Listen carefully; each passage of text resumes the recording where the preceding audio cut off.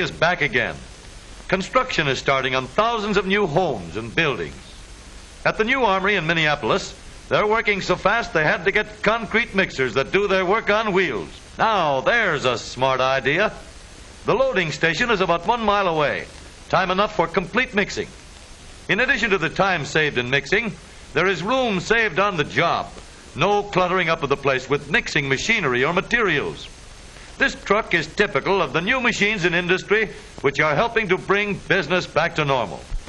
More men are required than with the old stationary mixers, yet time, effort, and total cost are all reduced. In the woods, lumber is again being cut on a large scale to supply the demands, and new trucks are doing their part. 9 tons of logs on this one. Thousands upon thousands of logs that will soon be everything from new homes to furniture.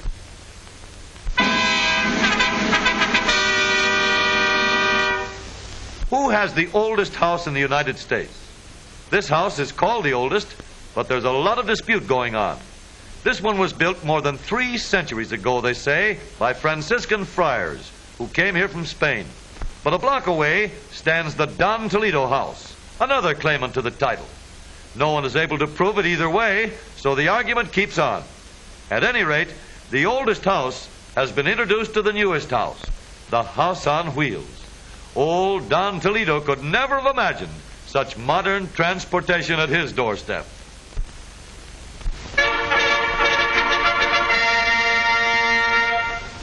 When the horseless carriage was still a colt, this advertisement appeared in the Saturday Evening Post, a clear illustration of progress.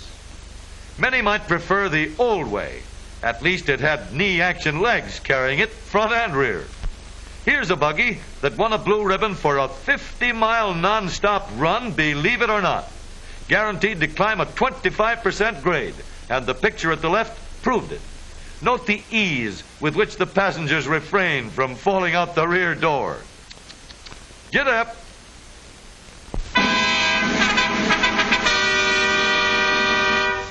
Half bug and half buggy is this novel streamlined car and touring trailer, owned and built by Angelo R. Novo. The motor has been moved back to the middle of the chassis, but driving and steering controls operate the same as in any other car. The trailer seats 4 persons and sleeps 3. A periscope over the driver's head serves as a rear vision mirror. He may call it streamlining, but it looks like a turtle to us.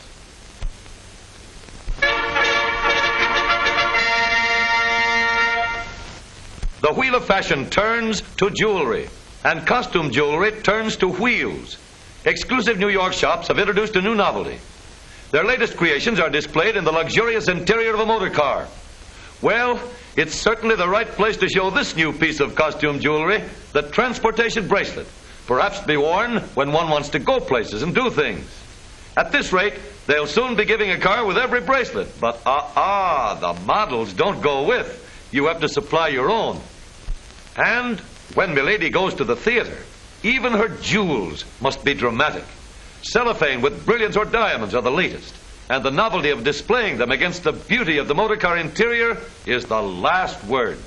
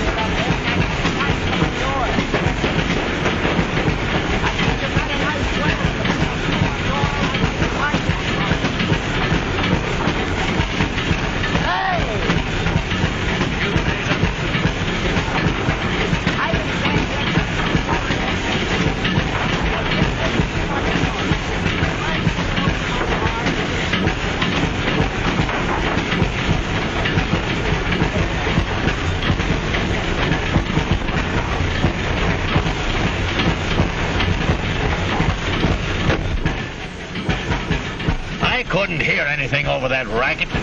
What'd you say now? I said I just driven a couple of 1,000 miles. Can I get my oil changed here?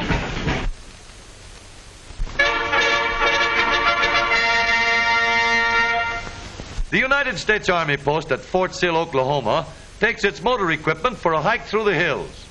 This country seems to have been laid out perfectly for testing the trucks that move the Army. Guns, ammunition, men and machines, everything rolls on wheels. It takes a lot of power to pull up these hills and the best of brakes to get back down.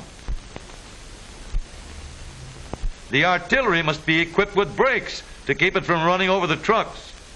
Just to be sure that they don't take any shortcuts around the bumps, the captain shows the way, and the Army plays follow the leader. Another couple of hills and then into the woods, and hauling a piece of artillery with you doesn't make it any easier.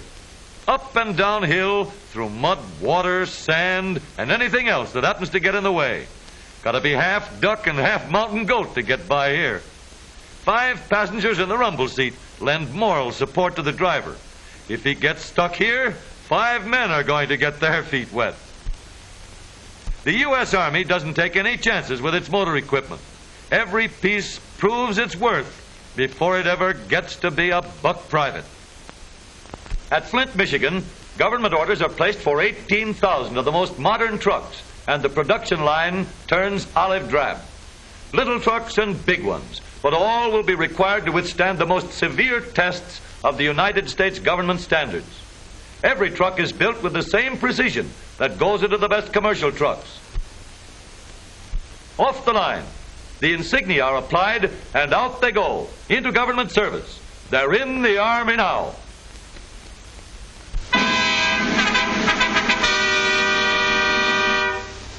The latest in radiator ornaments. This family watchdog takes to the road in his own private perch. No, not a bird dog. And he even gets no draft ventilation.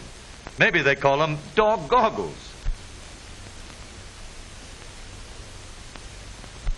To the opera, James, and don't spare the horses. As an ornament, he's great, but as a horn, not so good. He barks at all the cats and only wags his tail at pedestrians. Be careful there, fella. If you don't fold in those ears, you're going to take off in the breeze. Not standard equipment, but a neat accessory. And he certainly gives the car a doggy appearance.